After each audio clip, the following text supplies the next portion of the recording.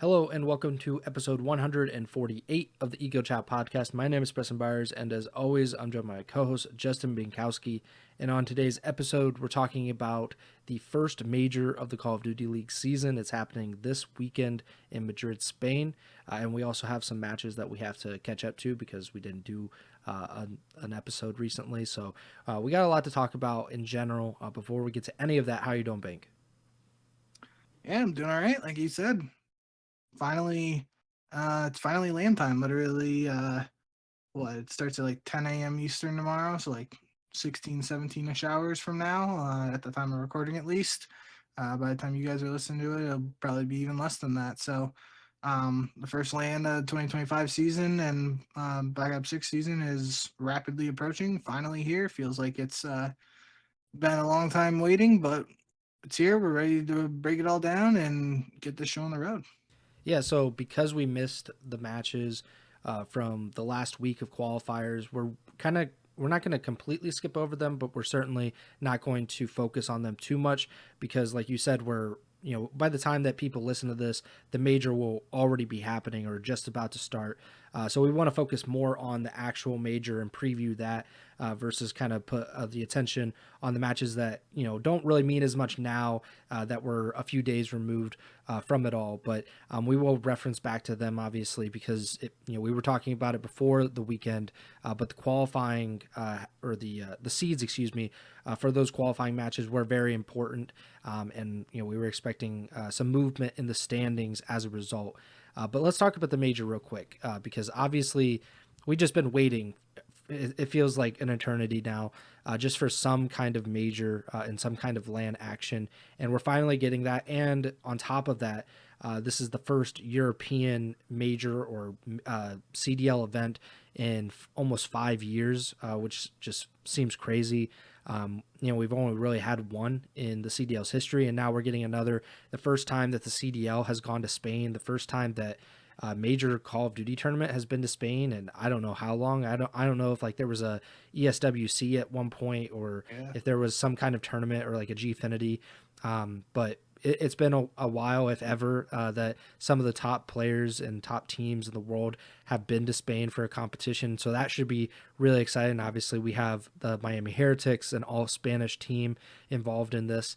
But let's start with I'll run down some of the matchups that we're looking at in this first round of Major 1, which is being hosted by the Toronto Ultra, and even though it's not in Toronto. So number 1 seed is Optic Texas. We talked about it on the last episode that we did, that they played Toronto in their last match. It was basically whoever won that very likely would be the number 1 seed. Optic comes away with a win. They get the number 1 seed, and they will play the Miami Heretics, the aforementioned Heretics that would you would believe to have some kind of home field advantage, but Optic, as we all know, is the most popular team, and I guess we'll kind of test that theory, which is more popular in Spain, the Spanish team or Optic, which I'm just honestly not sure exactly how that's going to go. And then you have the Carolina Royal Ravens and LA Thieves as like the 4-5 matchup. Toronto Ultra and Vancouver Surge, and then the Boston Breach and Atlanta FaZe to round out the winners bracket. And then the 4 teams in the losers bracket, the teams that you certainly don't want to be flying 10 12 hours overseas, LAG, Vegas Falcons, Minnesota Rocker, and Cloud9 New York. Those 4 teams do not have the buffer that I like to call it of you lose your first round matchup and at least you'll have another chance to advance in the tournament, to get some money, get some points. These teams don't have that, so it's one and done for them if they lose.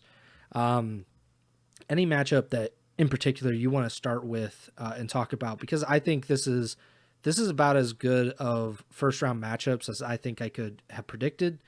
There's some really interesting plot lines. Just thinking like Optic versus Heretics, like I mentioned, with the fans and how the audience will react to both teams. FaZe and Breach, Boston has been one of the better teams, and them starting in the winners bracket is an unusual circumstance. They are typically not even close to getting in the winners bracket. Here they are. Is there a specific matchup that you would like to start out with? We can start with the FaZe Boston one that you mentioned. I think I mean, it's really between that matchup and Carolina LAT for what is going to be the most exciting or potentially the closest first round match in my eyes. The only reason I'm leaning a little bit more towards Boston FaZe than Carolina LAT is just because both Carolina and LAT have had, they aren't coming into this major as strong as potentially fans of those franchises would have liked, especially both those teams were, I believe, 4-0 heading into the Christmas break, and then they've had their own issues or just a little bit of a downturn in recent matches. Um, the interesting thing about this Atlanta Boston match to me is we literally just saw it on Friday in these qualifiers. Boston, we mentioned on our last show, had a really tough week to round out the Major One qualifiers, having to play Atlanta and LA Thieves, and they get 3-0 swept by Atlanta. Map one was really close, 250 to 234. After that, though, the protocol search was 6-1, and the control was 3-0, with Atlanta winning two offenses on protocol, which is kind of just like a stomp. So, um, that wasn't necessarily the closest match for that, but then Boston responds to that matchup by beating LA Thieves, and I think was that the last, and it was the first match on this past Sunday. Um, but the reason why that gives me, I don't want to say hope, but it gives me like a little bit more excitement for this rematch between Boston and FaZe is because it would have been very easy for Boston teams in the past, or really any team when they're facing down a gauntlet, like having to play FaZe and then LA Thieves, where they get swept in the first series and they're just like, pack it up. They're chalk, their mentals in the drain, however you want to phrase it, and then they get smoked in that second match. But Boston comes out and handles business, beats LA Thieves in two searches in a game five. They go up 2-0 in the series. LAT does push it to a game five, but Boston ends up closing it out. There were some server issues in there that potentially, hopefully we don't have those repeated on LAN, because we've been seeing disconnects and all that stuff in a variety of matches in this online segment. So that's one of the reasons I'm excited for LAN. I'm rambling, but long story short, yeah, I think just that win for Boston over LA Thieves has me a little bit more excited than if Boston just got smoked by FaZe and LA Thieves. So yes, I think FaZe is still favored against Boston heading into this matchup. But just like Boston is this Boston team is better than the team we saw last year, at least in the CDL part of the season, not counting EWC Esports World Cup. And like you said, the fact they're even in the winners bracket is got to be exciting for Boston fans who had to endure a rough season last year. But I think in general, yeah, like it's interesting. They just played each other less than a week ago. Um, so they might be able to change some stuff up in the vetoes. Either team really, if they want to switch things up. Obviously, FaZe doesn't really have much of a reason to, because they look pretty dominant in that series. But end of the day, I do think this will be an exciting one right up there with Carolina and LA Thieves, but just for different reasons. Because I think especially with Boston winning that last match against LA Thieves, it's kind of tough to gauge exactly where they are. I think that was the thing heading into the qualifiers this past week for Boston, was I kind of said, like, this is a tough test, obviously, Atlanta and LA Thieves. And we're gonna have to see how they respond and how they come out of those two matches. The fact they're 1-1 as opposed to 0-2, kind of I think just at least speaks to what kind of potential this team has in terms of hanging with the quote unquote big boys. And I guess you can argue about where LAT ranks, or however you want to phrase it, just based on their recent struggles after the holiday break. But we can get a little into that in a little bit. Yeah, Boston, I think the last point that you mentioned about how they hang with the big boys, and to this point, the Breach have done really well in that regard, because they had one of the tougher schedules if you look at it in this Major 1 qualifying period. Obviously, they beat Optic in their first match, and then they beat Carolina, LAT, and then they played Atlanta. They lost to them. And they had some of the mid tier or lower tier teams as well. But I think it's really interesting that they've, other than FaZe, they have really accounted for themselves well in these matchups against what we would consider to be like the top 4 or top 5 teams. But another point that you brought up was the adversity that they kind of overcame after just a really disappointing result against FaZe. It was uh, probably the most lopsided result they've had so far this season, which is kind of something that happened near the end of the year where they were consistently not winning maps. But then they come back, and not only do they rebound from that loss earlier in the weekend, but they rebound from losing 2 straight maps in that series against LAT, where it looked like they were going to get reverse swept, and then they come back and they win a game 5, even though, like you mentioned, the pauses and disconnects, probably could have played a role in that as well. So hopefully we don't deal with any of that, and we're able to get just Call of Duty where we can actually see what these teams are like. A team like Cloud9 New York, who we've talked about with the internet issues, we'll see what they can do on LAN, if that is a big difference. But unfortunately for them specifically, they're not going to have too many opportunities to kind of prove that online is completely different from LAN. And that was the other part. I kind of went off on my spiel a little bit there, and I lost my train of thought. But another reason why I'm looking at this match between Boston and Atlanta as like that, I don't want to say, I don't really have the right phrase to word it. I don't want to say most meaningful or the match I'm most excited for. I just think it could have the biggest impact on the bracket, though.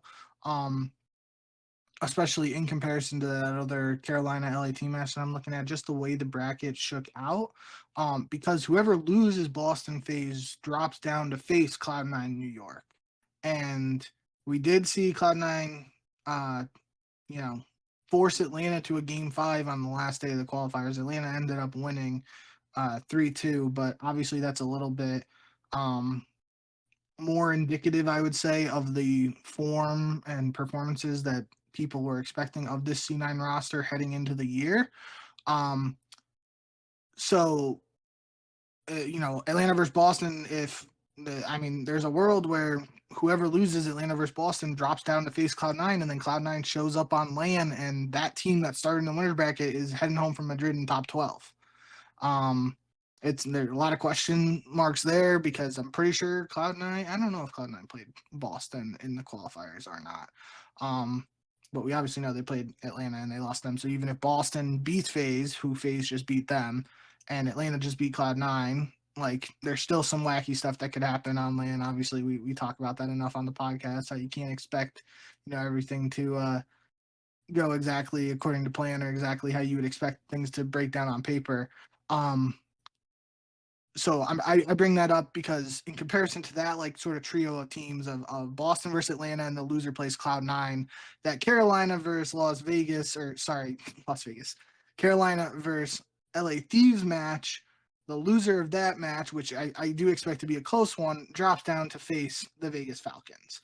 And not, to throw unnecessary shade or anything, but we would both expect whoever loses between Carolina and LA Thieves to handle business against Vegas and not be in a similar situation. I feel like it sucks to say it this way, but realistically, I don't think you can take it as bad mouth in Vegas or anything like that. But whoever's in looking at the bracket and thinking they're in the winner's bracket and they got to drop down, if you got to play one team in the loser's bracket in the first round to avoid getting double first rounded out of the tournament, you want to play Vegas Falcons just because they haven't been able to get the job done in any series. They've at most won one map in a series, I'm pretty sure. And I still think they are winless in Hardpoint, if I remember correctly. So I don't think we got to harp on it too much. I just think that part of the bracket, in referring to Boston and Atlanta, and then loser facing Cloud9, is more interesting, a lot more storylines, I feel like, than Carolina versus Los Angeles, and then loser plays Vegas. Certainly, there is a big storyline there for either of those, Carolina and LAT, losing in the first round, dropping down to the loser bracket, especially LAT, like all that talk about the super team and is anyone even on par with them, yada yada, like earlier in the season. to potentially being in a match where they could, in theory, go home top 12. That would be just an absolutely wild storyline if we end up having to talk about that. I don't foresee that being the situation, but that's the way the bracket shook out, and that's what we're looking at. Yeah, we're in a weird scenario, and I think we would be remiss if we didn't mention Pred and kind of. I even saw. I think he put on his Instagram story. Somebody had tweeted out that he's in Toronto this weekend, which is not like an unusual Ooh. thing, but it just was like the rumors are a buzz, and like there's just anticipation. I think in general about where will he end up, and Yeah. I think the best or most obvious landing spot for him right now is C9 because they are really on the edge. Like you mentioned, they are not in a good spot regardless, and they face a good team whoever drops down, whether it be Boston or Atlanta. And I looked it up. C9 and Boston have not played so far this season, not at the minor or in the qualifiers. So maybe that is something that Cloud9 could play to their favor. But Boston has handled themselves very well, regardless of the competition, other than this most recent phase matchup. They were one of the better teams in the minor. They've obviously went 5-2 in the qualifiers. So it's going to be a tough matchup if Boston drops down to play C9, and if FaZe drops down to play C9, I think it goes without saying that that's going to be incredibly tough. And right now, FaZe has won 7 consecutive matches, including the minor, which obviously aren't being added toward these the major one qualifying or the major one points. But in terms of the momentum that they have, that is very real. The fact that they have basically turned it around from how badly they started in the major one qualifiers to win the minor coming out of the break, and they have looked like the best team. Or if you want to look at Optic and them, I think Optic, Toronto, and FaZe have been solidly the top 3 since we've returned from the break. Even though Toronto obviously lost to Optic, so it's going to be a really tough matchup for Cloud9, regardless of who they face. I am very much looking forward to Atlanta versus Boston. I think it's probably not my most I'm not the most excited about that one, but I think in general that's just a very exciting matchup, and it really will go to see how far Boston is away from these kind of teams, or if they are right there with them, and maybe Yep. we can also see how much different the online results are from the LAN results because we have this a week apart, and so we can kind of actually compare this exact matchup online versus on LAN. The next matchup I want to talk about, and something that you had kind of mentioned, was Carolina versus LA Thieves. 2 teams that are in completely different positions than they were heading into the break for the holidays. Both of these teams were undefeated heading into Christmas, and coming out of it, I think they both had LAT definitely more than Carolina, but LAT had a very disappointing minor result. And then they have essentially just continued on that disappointment. Carolina did not have as disappointing of a minor, but they have not really been the team that we saw before Christmas. What do you expect out of this matchup, considering both of these teams desperately need a win here? Yeah, I think this is, I mean, it's tough because, again, heading into the season, like if you see a first round matchup in the winners bracket between LA Thieves and Carolina Royal Ravens on paper, you almost everyone is probably thinking Thieves 3-0 30-minute series, right? That was the expectations for both teams realistically heading into the season. Now we're in a position where both of these teams were off to strong starts and have kind of just, sputtered a little bit, or take their foot off the gas a little bit, however you want to phrase it, hit a couple roadblocks, et cetera, et cetera. um so I don't know. I mean, I'm excited. I'm really excited to see Slasher back on land. Obviously Slasher had that whole situation last year with Boston and Snoopy, and he wasn't competing the last few events of the season. I've mentioned it at least 5 times already in like the last 10 episodes of like Slasher just having that 1.4 KD on land in one series, major one last year. So you know what the guy's capable of. Obviously, world champion, all that's good stuff. So I'm excited to see him back on land, but I'm excited to see this LA Thieves team on land too. Maybe that's playing a factor into the results. Like just seemed like it was more, at least without knowing too much detail into what's been going on behind the scenes with them. From everything I saw on like the timeline from Nate Shot and the players and whatnot, it was kind of like, the Hydra visa stuff impacted how soon they got back to practice after the holiday break, and that's what's been attributed to this kind of like slow start in the return to action here in 2025. But regardless, like we know what those LAT players are capable of on land too. And I think there was like a CDL promo video I saw on Twitter today too that was like, they asked Hydra what he's excited about. He's like, I'm excited to be on land. So, there's been some questions around Hydra's performance and whatnot. Seeing him back on land, having more Hydra-esque numbers would be very entertaining. So yeah, I just think it's, like I said, it's, neither of these teams wants to lose this matchup. They do know, they don't have a full on safety net, but they have to feel a little bit better. I would think, knowing that if they do lose this matchup, they have a very strong chance of at least advancing past the first round of the losers bracket. But nonetheless, both these teams are going to come out swinging, and it should be a really good one. But just this past week of qualifiers for both teams did play Miami, Carolina, and LAT. LAT played them first and won 3-2, and then Carolina played Miami. I believe the situation was Miami needed to win one map in that series to clinch a winner's bracket spot, and then it might have been, I don't remember where that was, but I'm pretty sure that Miami had to win one map, and then Miami goes up 2-0 against Carolina, and Carolina reverse sweeps. So both Carolina and LAT beat Miami 3-2. But to kick off the qualifiers, Carolina lost to Vancouver 3-2 in a series where they won both hard points, which is worth noting just because Carolina was on a 4 straight hardpoint loss streak, and we were kind of talking about how their hardpoint, the desk was analyzing and breaking it down, how they thought Carolina's hardpoint didn't look as strong as it did at the start of the season. But now we have a series here where they lose both S&Ds and win both hardpoints, which that brought back memories for me of Carolina last year, where we were talking about sort of like that seesaw effect, where it felt like, some weeks they were really good at S&D, couldn't win a respawn, and then vice versa in the following week, right? So that was just a little interesting to me and kind of strange at the same time.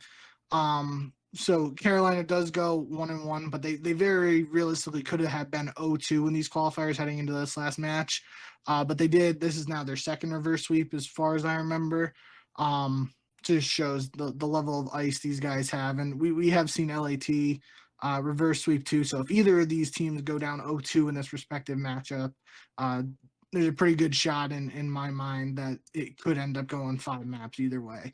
And then we already kind of talked about LAT's losing to Boston in the qualifiers. So both of these teams had 2 matches in the final week, and they both were 3-2 matches, and they both went 1-1. So that's a 5-5 map count.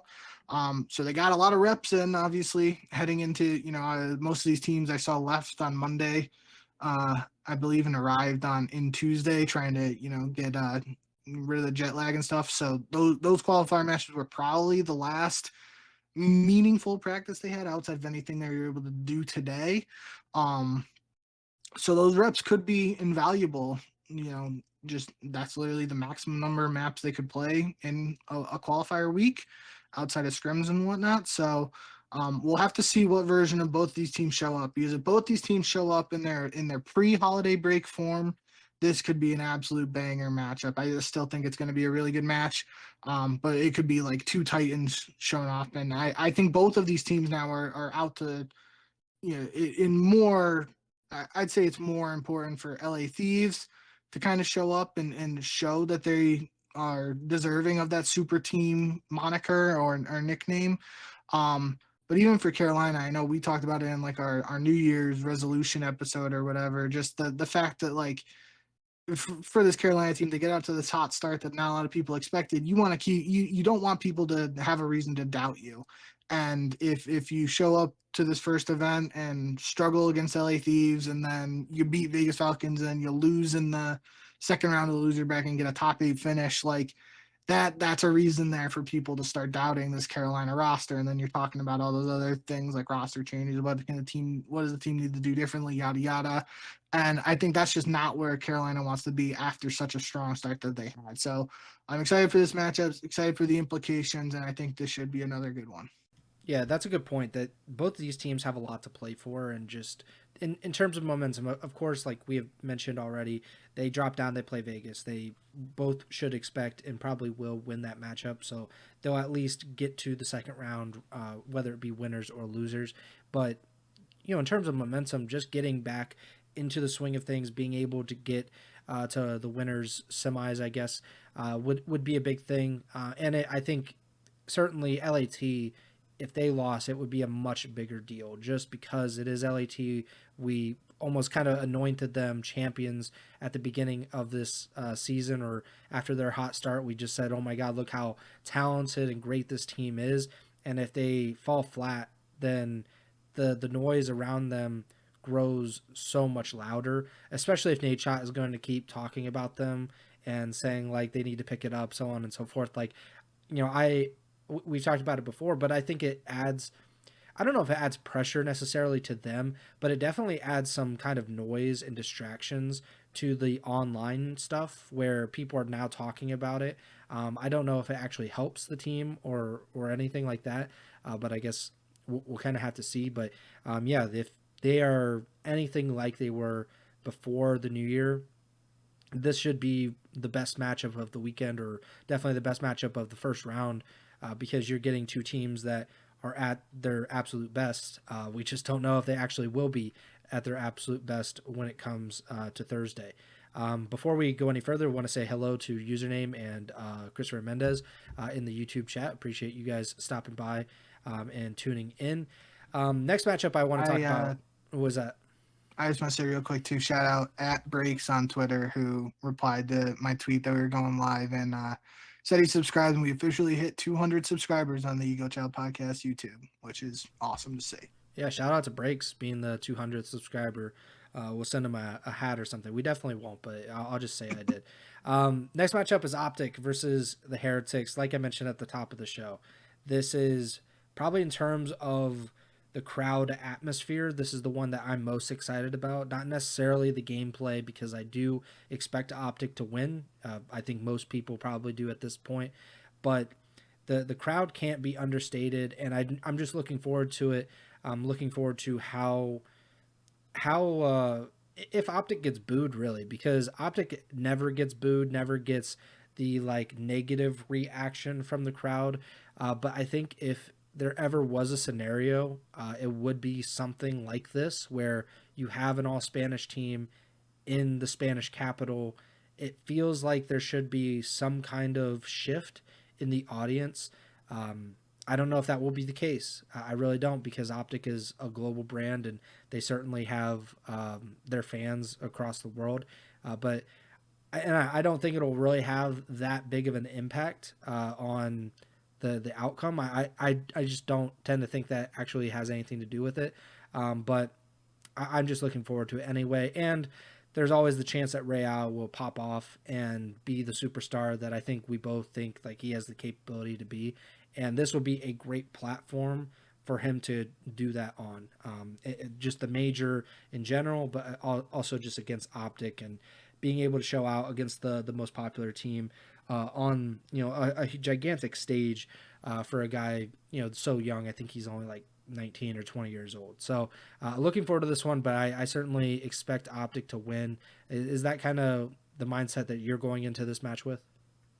Yeah, that's where my head's at too. I mean, even I'm not expecting Optic to get severely booed. I mean, it definitely is worth mentioning. We, like you mentioned at the top, it's an event in Spain, and we haven't had a European event in a long time. I know a lot of just people in the community like to gas the European crowd and their chants and all that stuff. And although I don't necessarily agree with all of those takes on European crowds and whatnot, that's a topic for a different day. I think even in a world where this fan or the crowd just like is super against Optic, you have players that have been in that position before. And in Kenny, when he was on LA Thieves, like the crowd was, he did the whole Kylo Ken thing when they're playing Optic, right? Um, and even Shotzi and Hook, when they were on the Empire, like they go up against Optic, they had to deal with the booze. So it's like, I don't think it's going to be a major factor. It should be interesting from a fan perspective just to see the atmosphere and all that stuff. We'll have to see how it turns out. But yeah, I think this is kind of what we talked about on the last episode, or maybe 2 episodes ago. Just we both kind of said it didn't look great for Miami to get a spot in the winners bracket, but we wanted it to be a reality just because it would have sucked if this quote unquote home event for the all Spanish team. They only got one guaranteed match in the losers bracket. So even in a world where Optic does win this match, which is what most people are probably expecting, we'll at least get to see at the absolute minimum 2 matches for Miami with this, what is expected to be a very hyped and excited all crowd for. Wow, I just butchered that, but was expected to be a crowd full of very excited and enthusiastic Spanish Call of Duty fans. So yeah, I think, got to go with Optic as the favorite here, especially to round out their qualifiers.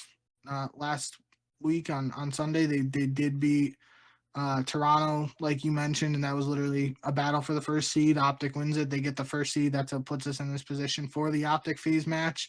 I did think it was funny. I put in the notes Looney, who's the coach of the Minnesota Rocker, and had um, a lengthy playing career before moving on to coaching.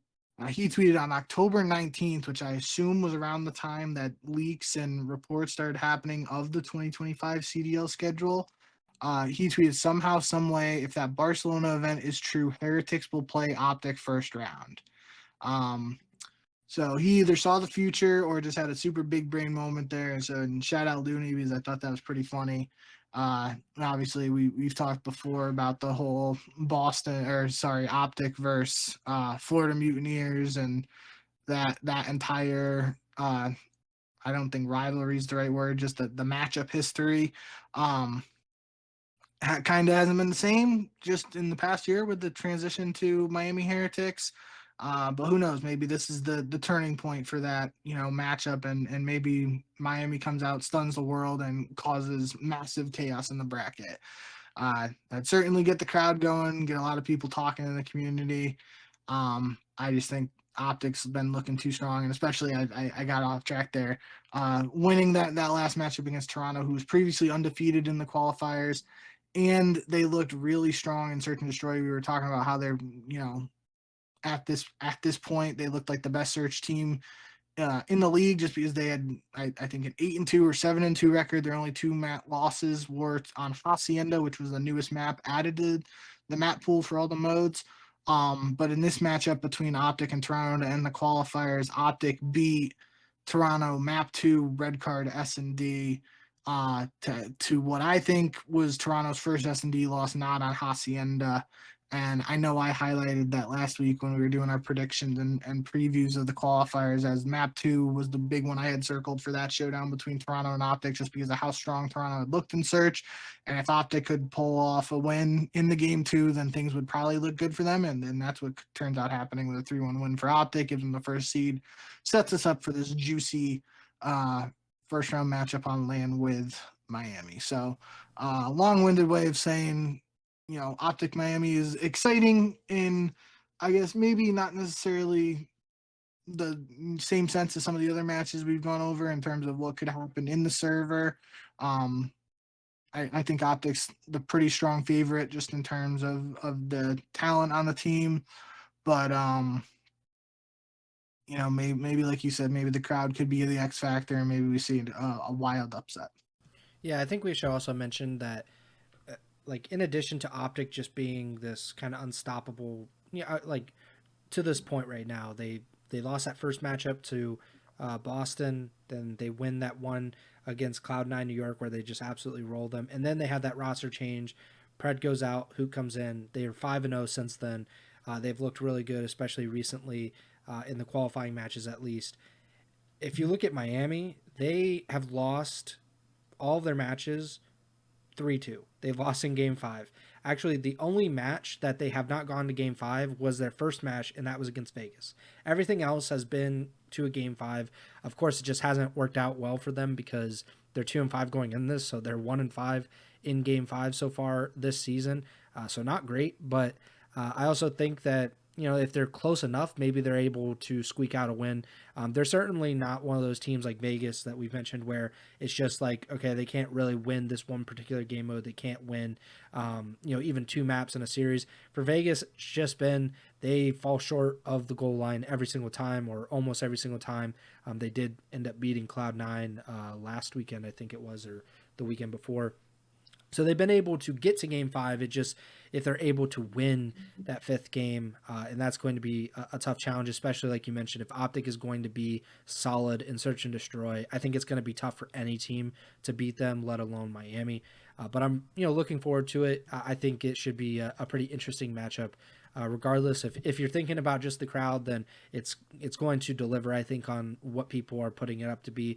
But if you're looking at the gameplay, I think it's going to be at least interesting. I don't know if it's going to be super closely contested, but it has the possibility of doing that as well. And then the last first round matchup of the weekend, I think there's probably the least hype about this particular match, but probably shouldn't be. Toronto versus Vancouver.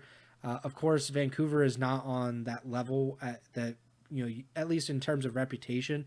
But if you remember, this is actually a week one matchup that we saw in early December. These two teams played. It was actually Vancouver's first match of the CDL season, and it went to a game five, round 11, and Toronto ends up winning that. Obviously, the Ultra ended up winning their first six matches in total. They lost to Optic this weekend, like you said, but I don't think that can be completely discounted that there was a very competitive matchup early in the season between these two teams. Vancouver actually won the first two respawns of that series, and then Toronto won 2, 4, 5, win the series, and they end up getting a really good seed. Vancouver was really scratching and clawing to get into the winners bracket these last 2 weeks. I think they won 3 straight to get into this winners bracket and to have a shot at playing a few matches, not just one in Madrid. But yeah, I think Toronto's definitely the favorite. I'm gonna go with Toronto. I expect you to go with Toronto.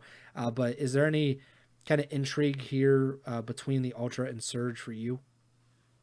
I just think, obviously, I don't want to say it's two teams in opposite trajectories just because of one loss for Toronto against Optic, which, is different than if Toronto lost to another team. But just for lack of a better way of phrasing it, like, Toronto is coming off that loss to Optic, and Vancouver just had a 2-0 week in the qualifiers. They won 3-2 both maps against both matchups against Carolina and Minnesota. The Minnesota matchup in particular was just an absolute banger. 0-4 set the record. I don't know if it's a overall CDL record. I feel like it would be for a 5 map series. But it certainly, they said, the record for this year nonetheless. 0-4 dropped 138 kills in that series against Minnesota that ended up going game 5 round 11. And even on the other side for Minnesota, I think the next 3 in terms of kill records this year, Estriel at 129, Geo 121, and Nero at 120. I think like Kismet had like a 118 or 119 kill. That was the record before this matchup. But this matchup between Minnesota and Vancouver had 4 players enter the top 5 in most kills for a CDL series this year at the minimum, potentially, even more implications than just this year in the CDL. But nonetheless, just a wild series with tons of engagements and tons of kills, obviously. And I think that's just, like that you got to think the way Vancouver, kind of like you said, they had their backs against the wall. They almost needed to win both of these matches to be in this conversation to have a winners bracket spot, and that's what they were able to get done. So it's a team that we've talked about. They have some talent, and it's just a question of how they're going to be able to put it together. This might technically be a revenge match for Hicksy if you want to count it, even though you said they played Toronto earlier this year, but it's on land, so a different environment. Um, Nonetheless, yeah, I think this is probably a little more exciting of a matchup due to Vancouver's recent matchups in the last week of the qualifiers than if this last week didn't happen and Toronto was sitting at 6-0 and Vancouver was 2-3 or whatever. I think 2-3. Then I don't think a lot of people are looking at this match as one like, oh, I gotta watch this. But now I do think there's just a little bit more intrigue to it. And like you said, if the first matchup between these teams went game 5, round 11, just the way both these teams have been playing, who knows if we get a repeat of that. It's also possible if, um, I don't think necessarily Toronto's search is taking a dip or anything like that, but if we always talk about on the podcast, like a round 11 could go either way. If that was the difference between Vancouver and Toronto last time, who's to say something else small like that could, cause an upset or something here. So just an interesting one that might not have been as interesting just a couple of days ago. But the way everything shakes out, that's what we get these storylines that form from the bracket. I said it on the last episode. I know I said we always do these shows where we're doing the last set of qualifier matchups and talking about them, and something happens that we didn't expect and it shakes up the bracket. And this was probably it. I don't think either of us really expected Vancouver to be one of the teams in the winners bracket, but here they are. And they have that potential with the 0-4 and Abuza combo to, especially if 0-4 is dropping 138 kills or whatever it is. That's just absurd. They got that talent to be competitive. This is going to be a tough test for them again, but if it was close first time around, could be close again on land. And Vancouver, I think we should also just mention that they were kind of I can't say the victim of just the front load scheduling, where they played Toronto, Boston, and Optic in their first 2 weeks, I think, and they lost all three of those matches. And I think we just in general kind of counted them out, or at least put them on the back burner, so to speak, even though that's probably not fair, because those, as it turns out, are three of the best teams in the league, and those three teams are now, I think, the top 3 or 4 seeds at this major. So they lost those matches, and then they came back and they beat the teams that we expected them to beat. They beat Vegas in the first week back from the break and stuff, and then like this weekend, as you mentioned, beating Carolina is a huge moment for them. And then they beat Minnesota as well, which Minnesota has been kind of reeling, but is certainly a competitive team and has the capability to beat most of the teams in the CDL, in my opinion. So it's a big thing for Vancouver, but maybe maybe the scheduling kind of made it so that we just didn't think they had much of a chance, even though they have proven to be somewhat competitive, lost in game 5s to Toronto and Boston. So they're a really good team. In terms of the talent, I think I think they have a high ceiling for what it's worth. It's just, I don't know how close they are to that ceiling, but like you mentioned, if 0-4 is going to do that, then their ceiling is sky high, it would seem. And we've talked about Abuza before and how talented he is and the potential he has as an individual player. It's just about kind of tapping into that in a very big match to start the first major. I think we should also just say that this is technically the Ultras major, so I don't know if the fans will be on Toronto's side because of that. So I don't know what the crowd will be like for that, but it does seem like an interesting matchup, even if it is going to be overshadowed by some of the other matches in the first round of this major. I don't know how much more we want to go into it, but obviously we have these 4 teams in the losers bracket: LAG, Vegas, Minnesota, and Cloud9 New York. As we've mentioned, this is a bad position to be in general. So LAG, for example, they play the loser of Optic versus Miami. Not a great not a great situation to be in, especially I think if Miami's able to pull off an upset, because then you're playing probably a pissed off Optic Texas in the first round of the losers bracket. Vegas, we mentioned LAT and Carolina will drop down. Minnesota, they play Toronto or Vancouver, and C9 will play Atlanta or Boston. None of that sounds particularly great. I think Minnesota probably would be like, Well, okay, like if we play Vancouver, we just lost to them just barely. I think we have a good shot. yeah. Any of these teams do you think could make a run through the losers bracket or has the best chance to do so? That's where my head was at. I kind of set the stage a little bit there with the talking about that Vancouver versus Minnesota banger matchup. Um, we just don't know what this Minnesota team's going to look like on land. Like they've shown they have the capability to pull off reverse sweeps in the online portion of the season. It's a young team though, so not sure exactly what we're going to get from them. But if Toronto is able to beat Vancouver, we get a Vancouver versus Minnesota rematch in the loser bracket. I think that's probably that matchup that I'm most excited for down there in the lower bracket, outside of something crazy happening in the winners bracket that causes like a phase versus C9 or an optic versus gentle mates situation.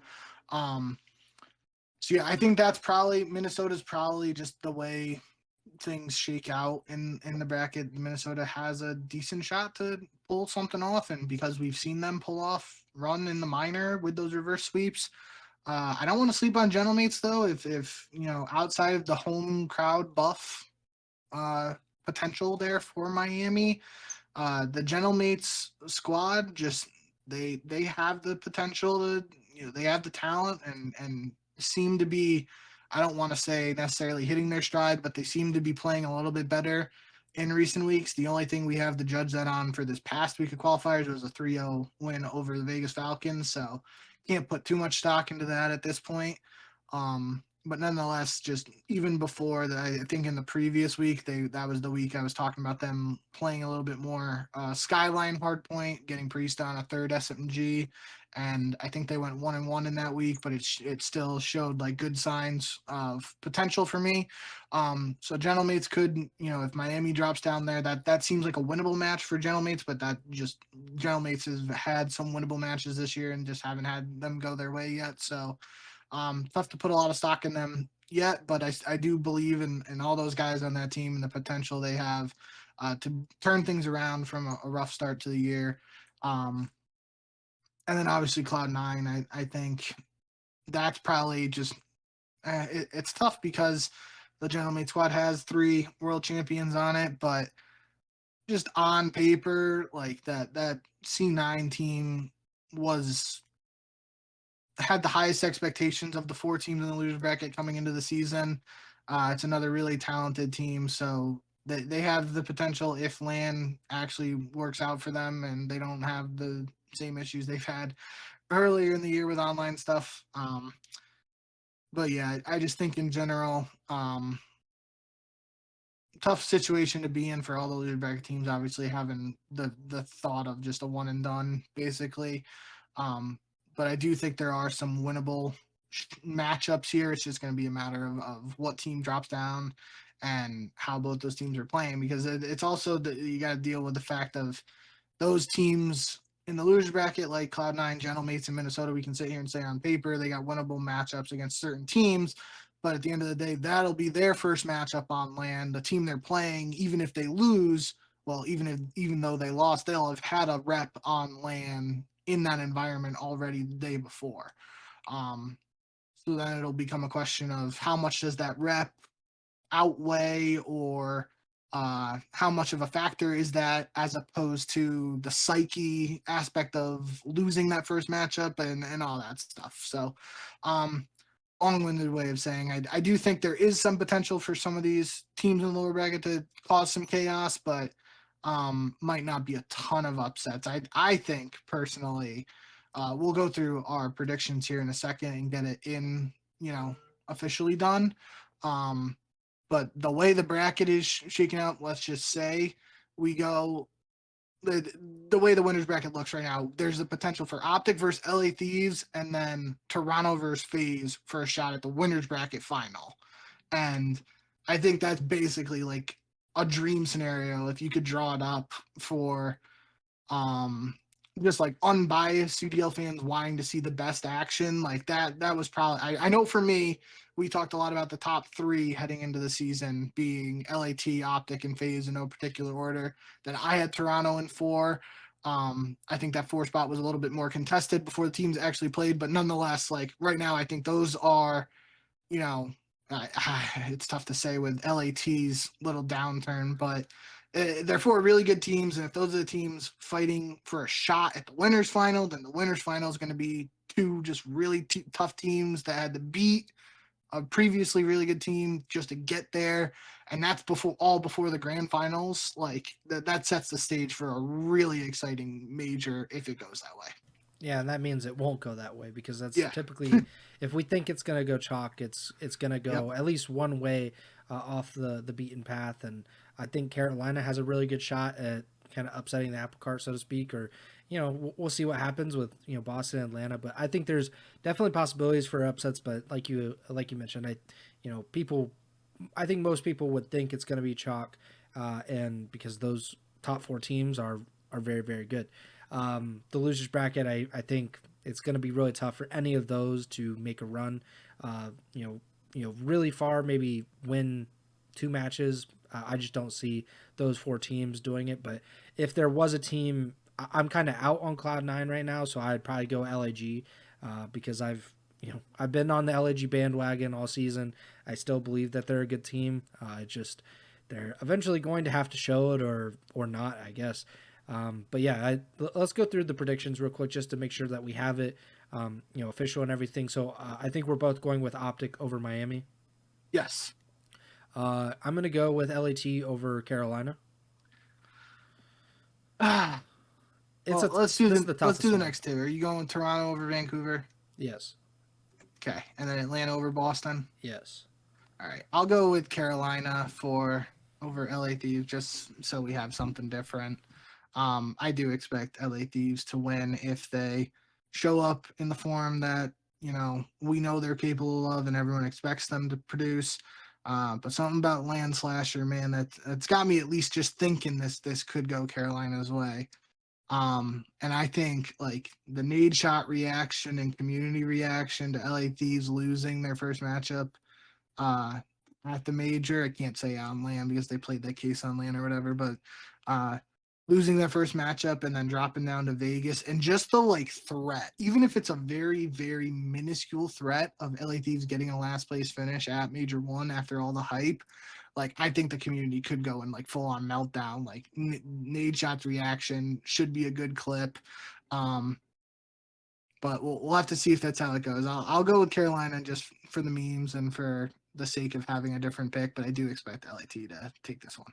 I really need them to lose both of their matches, especially because the second is against Vegas.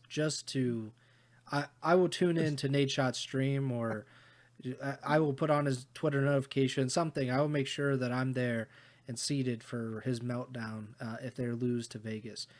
Like you said, it's very likely not going to happen. Regardless if they lose to Carolina, which is, I think it's definitely like a good possibility. Like, I don't know what the percentage is or anything, but there's at least like a 35% chance that they lose that matchup. I just don't see them losing to Vegas as well, but I guess that's why they play the games, right? Yep. Who are you going with as your champion? Obviously, we have a few teams that I think are above the rest, or we think are above the rest. Optic finishes above everyone else in the seeding. They beat Toronto in the last weekend, but Atlanta has been on this hot run over the last 2 or 3 weeks. And then, there is Toronto. They finished on a sour note, and I think they would be probably, if they had beaten Optic, I think the conversation around them is a lot different, at least on this podcast, because they would be 7-0. They would have beaten Optic to finish it out, who had already, Optic had that win streak. So Toronto would be a favorite, or maybe even a greater favorite. And then there's like LAT, the team that I think if you asked us a month ago, we would have said they're definitely the favorites to win Major 1. I don't think either one of us think that now, because we've seen what's happened over the last 3 weekends. Carolina, which I don't think we would have said they're the favorite to win Major 1. but we certainly would not have counted it out. And I don't think we counted out now, but it seems less likely than it did before. So who are you thinking about who will possibly win the first major of the CDL season? I think Optic is the safe answer right now. Just the fact they played so well against Toronto to round out the qualifiers is a really good indication of what they're capable of, especially because of the way Toronto had looked beforehand. Um, I'm gonna pick FaZe as my major one winner. I seemingly always end up going with FaZe as my tournament winner. But we saw what they seem to be the hottest team right now, hitting their stride, especially in the minor, and carrying the momentum from there. So I think they're just we know what that squad's capable of. They're a dangerous team, and um, I'm going to pick FaZe. I think Optic is probably the top pick, even though I mean they're number one seed, so they're probably and most popular team, so they're probably the most popular uh, pick to win the whole thing, if I had to guess.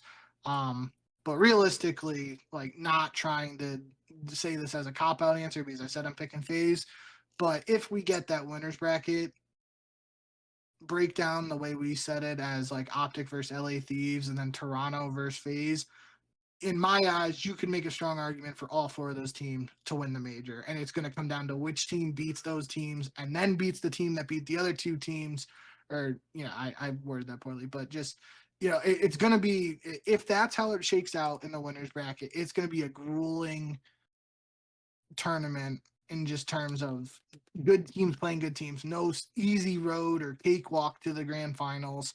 And whoever ends up winning it all will have earned it by, in theory, taking down at least two of the top four teams, potentially three if, like, let's just say Optic beats LA Thieves, then Optic beats FaZe, and somehow Toronto makes it to the grand finals, like, and Optic wins, like, they would go through LA Thieves and FaZe and Toronto to win the whole thing. Like, that's at this point in the season, that would be super impressive. And just at any point in the season, like the quote unquote top dollars, you're able to go through multiple strong teams to get there. Um, that has to mean a little bit more, at least in my eyes. But um, so yeah, we'll have to see how it shakes out. I think you're right. Like, especially me now hyping this up as that potential winners bracket. There's a strong likelihood it doesn't happen just because I'm hyping it up so much. But I'm very hopeful that's what we get because I think it'll cause a lot of interesting narratives for us on the next show. And I do think if that is how it shakes out, that you can make a strong case for any of those four teams to be hoisting the trophy on Sunday. Yeah, we didn't get to see that a ton last season where Yeah. we thought we had four teams that were just above the rest, and I think most of the season we had like three of them make it to this to the winter semis, and then it's like who's going to be the other team, who's going to round out this top four, because somebody disappointed in the first round. Unfortunately it was the subliners for a good part of the season. They just weren't up to the level at the majors. I don't know if it'll work out like that. It definitely seems like those four teams have the best chance. But I'm going to go with LAT. I think they are not in a good position in terms of just the recent results. But I tend to think that they just have the most talent, and it's not a huge gap between them, Optic, and FaZe. I think I just don't. I'm not like a big Toronto believer, to be honest. So I think there is like a top three in terms of talent, and then there is Toronto, and then kind of the rest at that point. But I think LAT, especially because if they beat Carolina in the first round, I think they'll have the confidence back a little bit. I don't know if it's even gone, but I think if it is, beating Carolina and getting to the next round, and they will definitely have some motivation to beat Optic because they lost to them just a week ago. I just think that LAT is the best team at this current point in time. I also was leaning toward FaZe too. I think LAT and FaZe, at least, like, it's really hard to separate those top three in my mind: Optic, LAT, and FaZe. But I don't know, like, it's just a gut feeling, I guess, at this point. So I'm gonna go with the Thieves, but I'm very easily could be very wrong by the end of this major, and we'll see what happens. Let's anything else, or I guess we just should mention, like you mentioned, the matches start at 10 a.m. Eastern on Thursday. So if you're on the East Coast, 10 a.m. is when the matches will begin, and then it starts earlier on Friday and Saturday.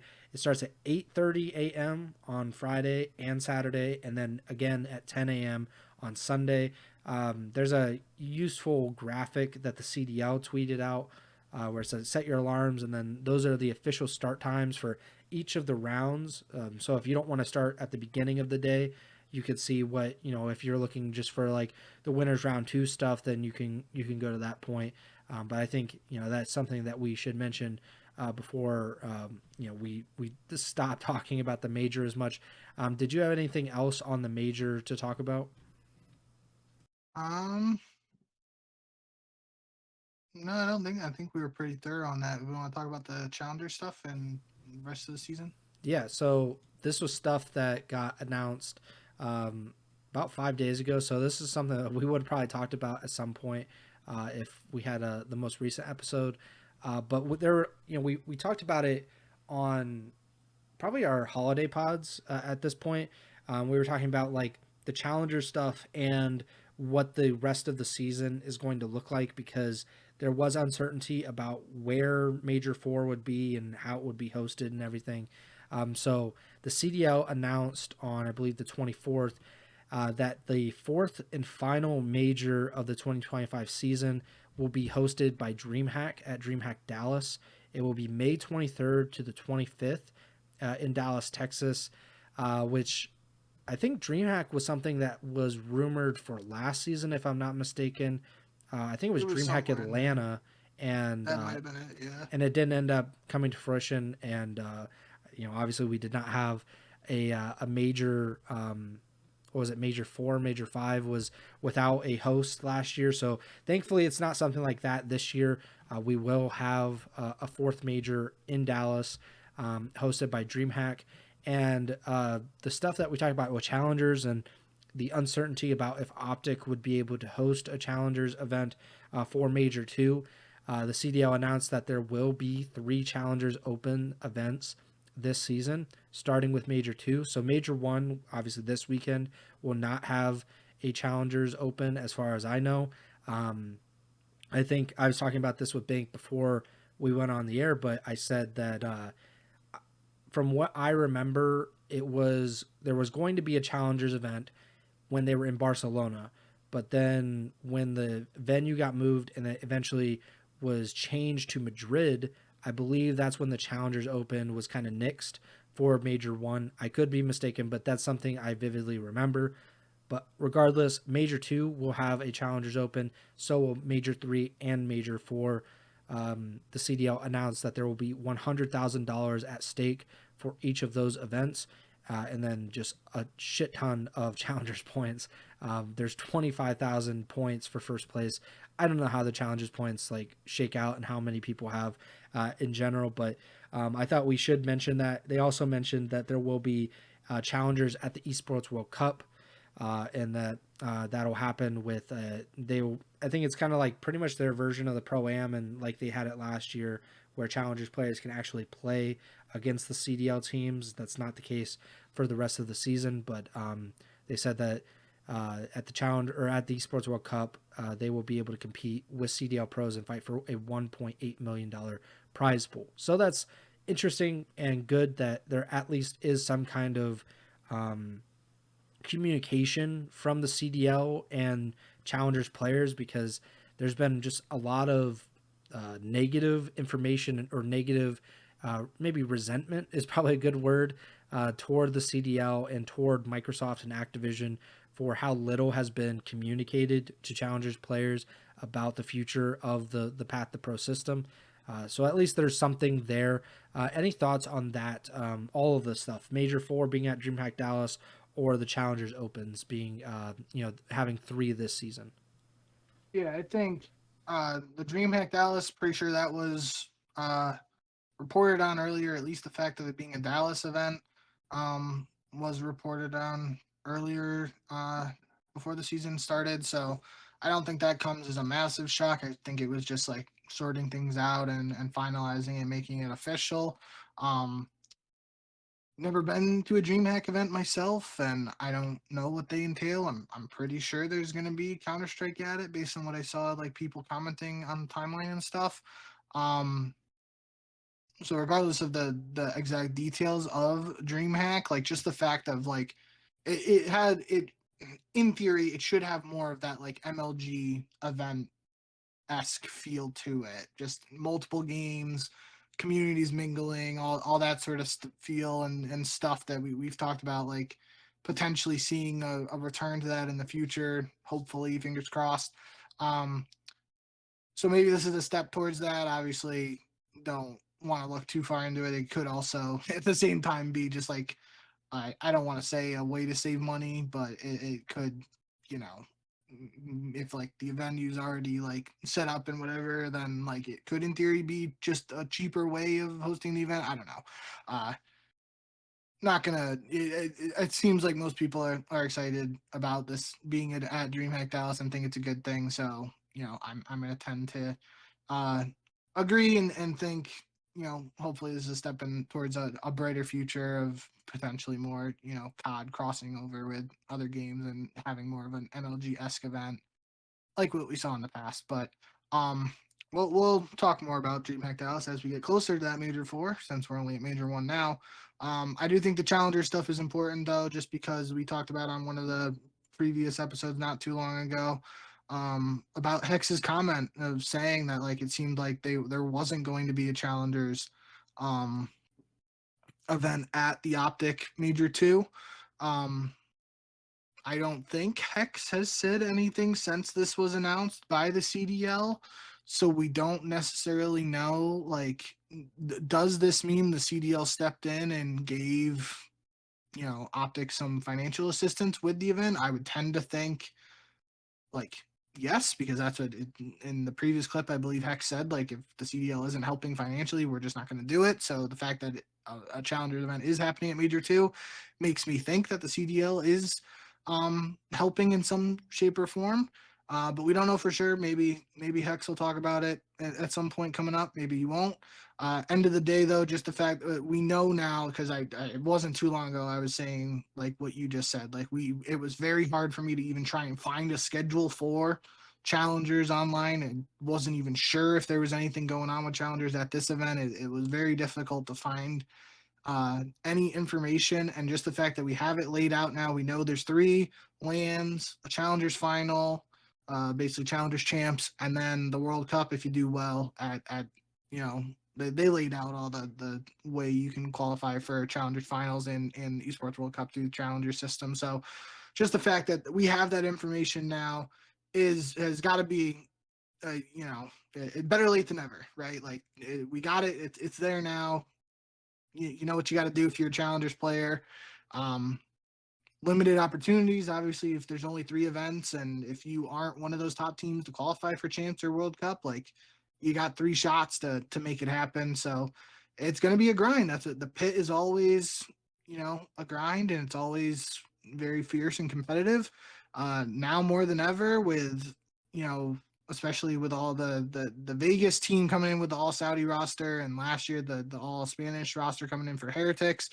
There's in theory more pros or former CDL pros competing in Challengers, which means it's even harder in theory for some of those up and coming players to win these events and make a name for themselves. But you know what you got now. You got 3 shots, and you got to make them count if you're somebody trying to make a name for yourself. So I'm just glad end of the day they finally CDL stepped up and laid this stuff out. I definitely think this should have happened sooner, much earlier Months ago. than it happened now on January 24th or whatever it was.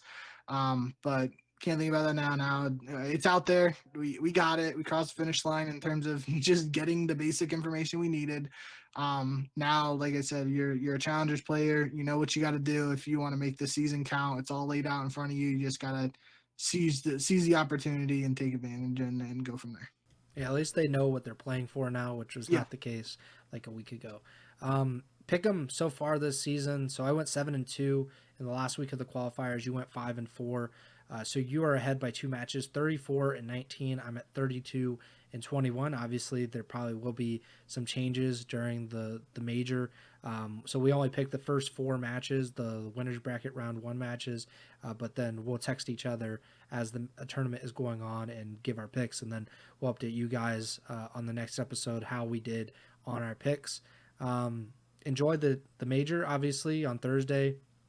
It should be really fun. At least there is a major to enjoy. We've had a long road to get here because of because we started in early December, the first week of the CDL season, or the first qualifying week of the CDL season. Then we had 4 matches and then a gigantic break, and then we've only had a few qualifying matches in the minor. But something different, I think, is much needed, and we'll see if Bink's European bias or anti-European bias for the crowds will come to fruition, if they are not as good as it has been hyped up, or if they will be even better than what we're expecting, and maybe we should make it an annual trip over to Europe for these events. Make sure to like, subscribe, or follow the podcast feed wherever you're listening or watching on. We're Apple Podcasts, Spotify, Amazon Music, and YouTube. Like Bink mentioned, we are now at, I guess, 200 subscribers on YouTube, but we would love to have more. I think the plan or the goal was to have 200 subscribers by Major 1, which was not a plan that we actually had set until we started getting a bunch of subscribers over the last 3-4 weeks, and then it became a possibility, and now we're kind of realizing that possibility. So we want to thank you guys for all of your support over the last, well, really, if you've been supporting us for this entire time, we really appreciate it, because we've been doing the podcast for a few years now, but we've definitely put in more time and more effort over these last 2 months or so, which is, I think it has grown the podcast a lot, and we've seen a lot of more engagement as far as people coming into the chat or people commenting on YouTube, and coming in and checking out the shows, which we always appreciate. But yeah, you can subscribe to the YouTube channel for the podcast videos. I'm not sure when we'll get back to the daily YouTube videos, but we will eventually hopefully get back to uploading daily videos on the YouTube channel, and hopefully that'll be sometime soon. You can follow us on Twitter at jbink with 2 Ks, at Pres Byers podcast. Twitter is at Ego Chall Podcast, and twitch.tv/jbink, so JBINKK, for Bink's race. I think he's up to 22 days or something like that on his Twitch stream. 21. So 21, yeah. So we're at 3 weeks now for Bink consecutively streaming. So go and follow him on Twitch. Next show will probably be on Sunday, February 2nd. Not entirely sure. So just not to end on a very sad note, but I just wanted to mention, because I put it on the YouTube community tab on Thursday or Friday. I can't remember exactly what day that was. But my father passed away Thursday morning, and I drove back to Columbus, where I'm from, to be with my mom and my family. And I'm going back on Friday this week, and I'm coming back on Sunday. So the funeral is on Friday, so that's kind of the thing right now. But I will let Bink know if I'm not up to doing the podcast on Sunday, or when I can do it, or so on and so forth. But I just wanted to let you guys know that it's okay. Like, I'm not a complete mess, just like half of a mess right now. But I really appreciate like having this podcast to do, and kind of taking my mind off of it a lot of times. And it's been fun. Obviously, I hope that we can get back to the normal schedule soon, and hopefully we will do that. But I will let you guys know, and I'll let Bink know, and we'll figure something out to make sure that we can do that when that time comes. But yeah, I expect to be back home on Sunday. I expect to do the podcast on Sunday. The matches will be well over, I think, by the time that I get in town, so I'll have to catch up on some of that. But I'll try to do that. But yeah, not to end on the saddest note possible in Ego Chall Podcast history, but yeah, we should be doing regular shows again, and we'll let you know just for sure. I don't know how to transition out of this. I got So, Bink, you. take it away. Obviously, thoughts and prayers for you and your family dealing with all this stuff. But yeah, we'll let you know when we go live. Either way, we'll be back at some point, and we'll have a ton of stuff to talk about whenever we are back. So look forward to all that. But yeah, like Preston said, hitting 200 subs on YouTube, definitely exciting. Thank you to all those first 200. But hopefully, we have many more subs to come and many more to thank. As we keep on going on this journey with the Ego Chall Podcast. So shout out to all you guys watching and listening and supporting so far.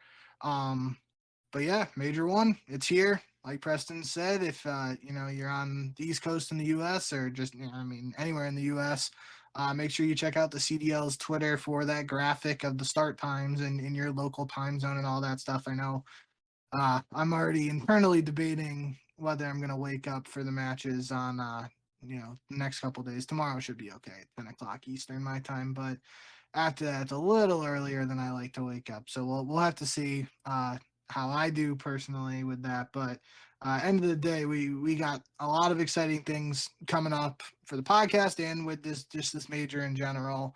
Should be a really interesting one. Should hopefully have a bunch of stuff to talk about and some good narratives, storylines, all that jazz. Once we know the winner, and even Preston teased it a little bit with once Major One ends, the whole Pred saga could start with his potential return. So a lot to look forward to. But by the time you hear from us again, someone will have won Major One, and then we'll be here to break it all down. So enjoy the Major.